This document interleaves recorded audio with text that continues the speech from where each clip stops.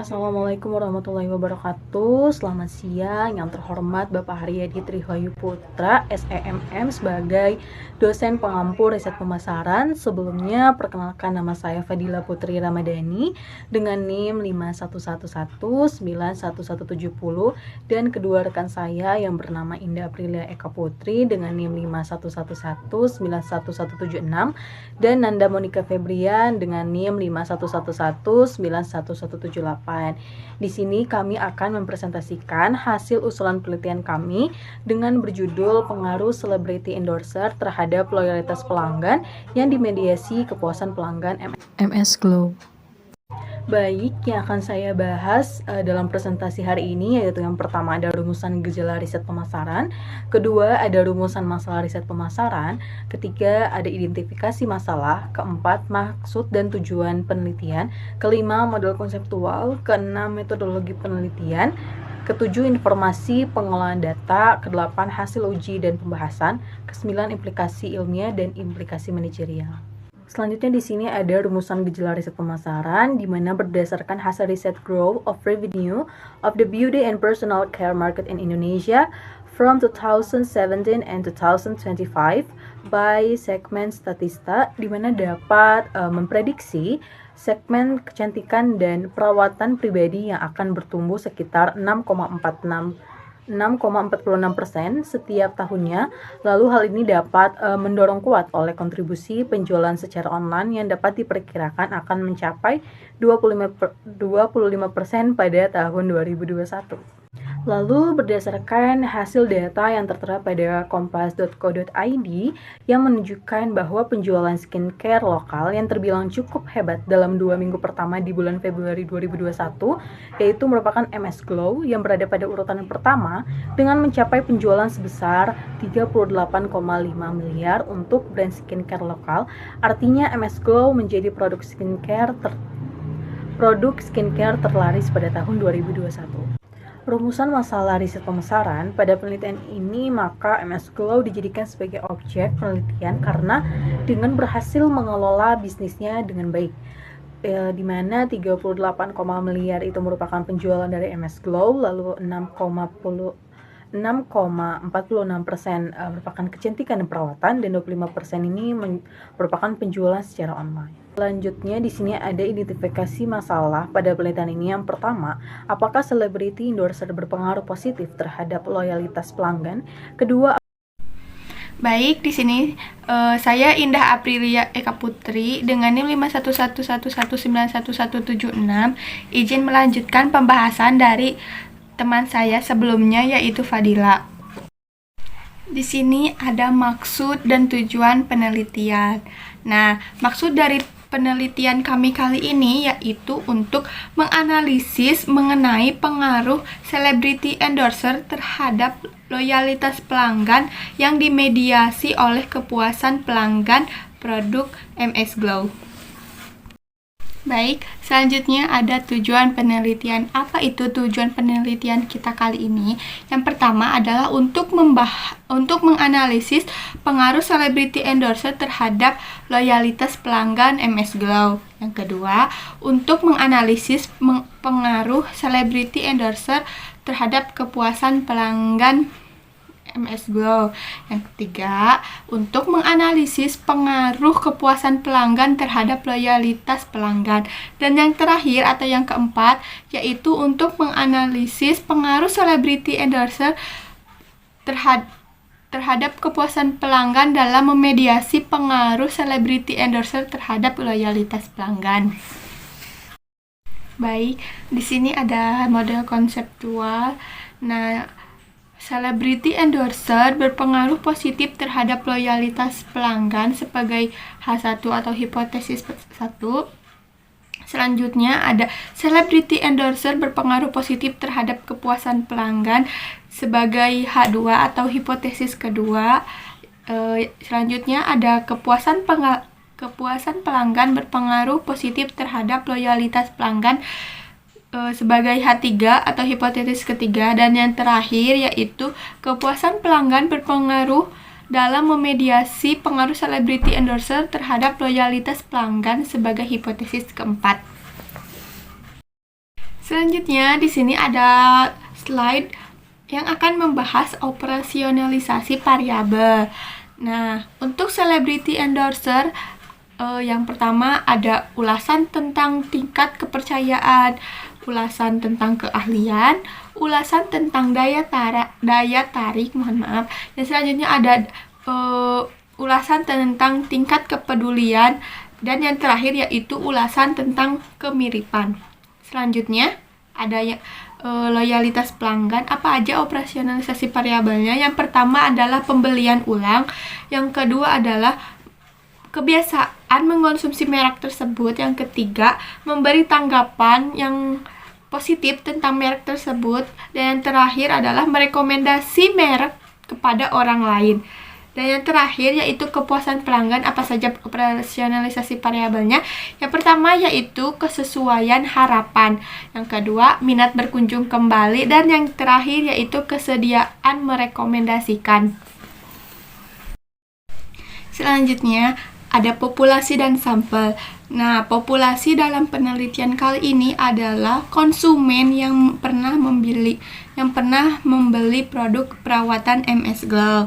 Selanjutnya, penelitian ini melibatkan sampel dari populasi pemakaian produk MS Glow di Fakultas Ekonomi dan Bisnis Universitas Jenderal Ahmad Yani Cimahi dengan rentang usia 19 sampai 28 tahun. Syarat usia tersebut ditetapkan berdasarkan anggapan bahwa mereka memiliki kapasitas kognitif yang cukup untuk dapat mengisi pernyataan yang tepat pada kuesioner yang telah kita sebar sebelumnya. Dan serta usia tersebut termasuk ke dalam usia produktif menurut statistik tahun 2019, dan sampel yang kami gunakan berjumlah 150 orang. Selanjutnya ini ada teknik pengambilan sampel. Teknik pengambilan sampel pada penelitiannya itu menggunakan metode non-probabilistic sampling. Selanjutnya pada slide ini akan membahas informasi pengolahan data. Yang pertama ada jenis dan sumber data. Jenis penelitian ini yang dilakukan yaitu penelitian kuantitatif dengan mengkuantifikasikan data kualitatif sehingga data yang diperoleh nantinya berbentuk atau berupa angka. Selanjutnya sumber datanya yaitu berjenis data primer, yaitu dengan data yang dikumpulkan secara langsung oleh peneliti. Nah, selanjutnya ada teknik pengumpulan data. Yang pertama yaitu metode observasi. Apa itu metode observasi? Observasi merupakan metode pengumpulan data yang menggunakan pengamatan terhadap objek penelitian yang dapat dilaksanakan secara langsung maupun tidak langsung. Untuk metode yang kedua ada metode angket atau kuesioner. Metode angket atau kuesioner adalah suatu daftar yang berisikan rangkaian pertanyaan mengenai suatu masalah atau bidang yang akan diteliti oleh peneliti tersebut. Nah, ada teknik pengolahan data. Yang pertama yaitu coding atau pengkodean data. Yang kedua ada entry data atau pemasukan data. Data yang telah diberi kode tersebut pada tahap pertama kemudian dimasukkan ke dalam database. Yang ketiga ada editing atau pengeditan dengan memeriksa, menemukan dan menindaklanjuti data yang hilang, tidak logis, tidak konsisten atau informasi yang salah. Yang terakhir yaitu ada data transformasi. Tahap transformasi data ini disebut juga dengan variasi pengkodean data, yang merupakan suatu proses mengubah data dari kuantitatif menjadi nilai yang lain. Nah, yang selanjutnya dan yang terakhir ada teknik analisis data. Teknik analisis data yang digunakan pada penelitian kali ini yang pertama ada uji validitas, ada uji asumsi klasik, uji regresi sederhana dan berganda, dan yang terakhir adalah uji Sobel. Selanjutnya adalah hasil uji dan pembahasan. Pada kali ini yang akan saya bahas adalah hasil uji validitas dan reliabilitasnya. Baik, berdasarkan uji validitas dan uji reliabilitas menunjukkan bahwa seluruh butir pernyataan pada kuesioner dinyatakan valid karena seluruh R hitung dari setiap pernyataan dalam pernyataan tersebut lebih besar dari R tabel, yaitu 0,1353. Artinya instrumen tersebut dapat digunakan untuk mengumpulkan data pada penelitian ini dan mengukur apa yang seharusnya diukur. Lalu adapun hasil uji reliabilitas pada ini diketahui bahwa pernyataan dari setiap variabel yang terdiri dari celebrity endorser, loyalitas pelanggan, dan kepuasan pelanggan dapat dinyatakan reliable dan bersifat konsisten jika dapat digunakan pada lintas waktu yang berbeda karena dapat menghasilkan nilai Crown Batch alpha masing-masing sebesar 0,538, 0,725, 0 dan 0,438 yang artinya lebih besar dari R tabel, yaitu yang telah saya sebutkan sebelumnya, yaitu 0,1353, yang artinya reliabilitas yang digunakan sebagai pengumpulan data pada penelitian ini terbebas dari kesalahan sehingga dapat menjamin pengukuran yang konsisten jika dilakukan dalam lintas waktu yang berbeda. Baik, sekian pemaparan dari saya. Mohon maaf apabila banyak kekurangan. Selanjutnya akan dilanjutkan oleh teman saya. Terima kasih. Assalamualaikum warahmatullahi wabarakatuh. Perkenalkan, nama saya Nanda Monica Febrian dengan NIM 5111911178. Di sini saya akan melanjutkan presentasi dari teman saya, yaitu uji asumsi klasik. Pada tabel uji asumsi klasik, uji normalitas pada model regresi pertama dan kedua memiliki sig 0,080 yang lebih besar dari 0,05, yang artinya data berdistribusi normal.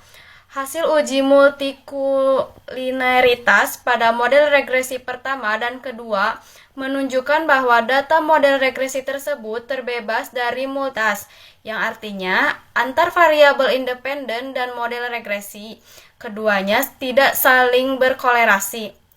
Dan tabel di atas menunjukkan bahwa data tersebut terbebas dari heteroskedastisitas, yang artinya tidak terdapat satupun variabel independen yang berpengaruh terhadap nilai absolut residu. Lalu yang selanjutnya ada di hasil uji dan pembahasan pada hasil analisis regresi sederhana. Tabel tersebut menunjukkan hasil analisis regresi sederhana yang dapat diketahui bahwa celebrity endorser berpengaruh positif terhadap kepuasan pelanggan dapat dilihat dari koefisien B sebesar 0,409 yang juga didukung oleh nilai T hitung sebesar 5,455, di mana lebih besar dari T tabel yaitu sebesar 1,65521. Oleh karena itu, pihak pengusaha atau industri kecantikan MS Glow dapat memprioritaskan untuk meningkatkan celebrity endorser karena diharapkan mampu berdampak secara positif terhadap kepuasan pelanggan. Setiap peningkatan satu satuan celebrity endorser dapat mendorong adanya peningkatan 0,409 setiap kepuasan pelanggan.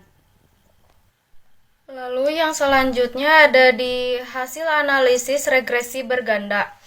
Tabel tersebut menunjukkan hasil analisis regresi berganda yang dapat diketahui bahwa celebrity endorser berpengaruh positif dan signifikan terhadap loyalitas pelanggan. Dapat dilihat dari koefisien beta sebesar 0,231 yang juga didukung oleh nilai T hitung sebesar 3,425, di mana yang lebih besar dari T tabel sebesar 1,65529.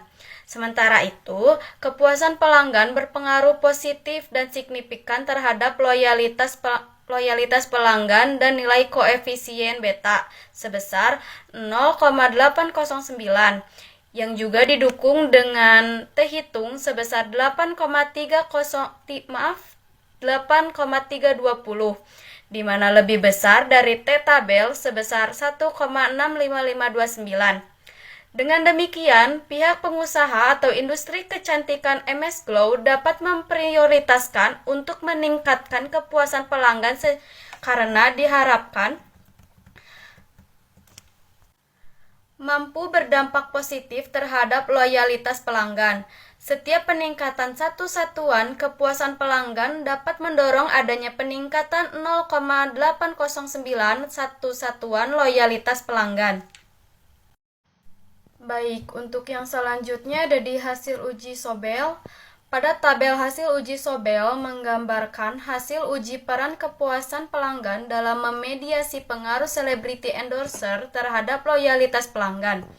Berdasarkan uji Sobel, diperoleh nilai T hitung kepuasan pelanggan yang dimediasi pengaruh selebriti endorser sebesar 4,615999704 yang lebih besar dari T tabel yaitu 1,97623. Dengan demikian, kepuasan pelanggan memediasi pengaruh selebriti endorser terhadap loyalitas pelanggan. Dengan kesimpulan, baik, untuk yang selanjutnya ada di hasil uji hipotesis. Pada tabel tersebut menunjukkan hasil uji hipotesis yang diketahui bahwa semua hipotesis berhasil menolak H0. Dengan pembahasan yaitu hasil penelitian ini berdasarkan uji hipotesis pertama, kedua, dan ketiga, dan keempat diketahui bahwa hipotesis tersebut terdapat penolakan H0. Hasil penelitian menunjukkan bahwa celebrity endorser berpengaruh positif secara signifikan terhadap loyalitas pelanggan.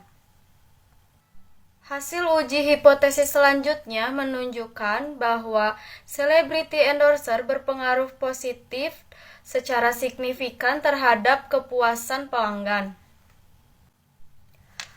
Lalu, hasil uji hipotesis selanjutnya menunjukkan bahwa kepuasan pelanggan berpengaruh positif terhadap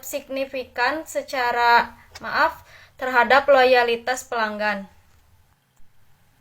Lalu berikutnya, hasil uji hipotesis menunjukkan bahwa kepuasan pelanggan berperan dalam memediasi pengaruh selebriti endorser terhadap loyalitas pelanggan pada produk MS Glow.